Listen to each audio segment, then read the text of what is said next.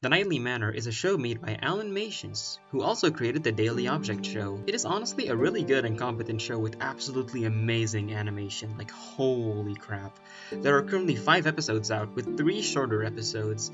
This totals to 45 minutes and 35 seconds, which is pretty impressive. But is all of this worth your time? Let's find out.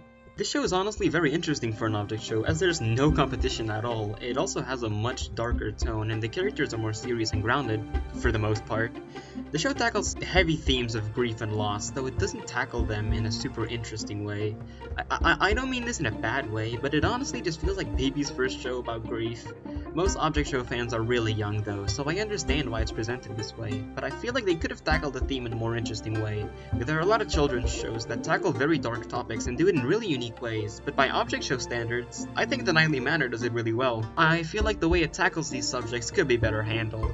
I will, however, say, even as someone who's experienced grief and has lost loved ones before, this show didn't really speak to me that much, but I understand that it speaks to others way more. I will, however, say, the way one of the characters dealt with their grief was actually kinda genius, and it actually incorporated this being an object show to further the narrative and themes. I really like that. But other than small glimpses of brilliance, I don't think the show tackles its themes that spectacularly. The sense of humor also just isn't it for me. It has that, well, at least it's not on fire, and then immediately sets fire type mock subversive comedy.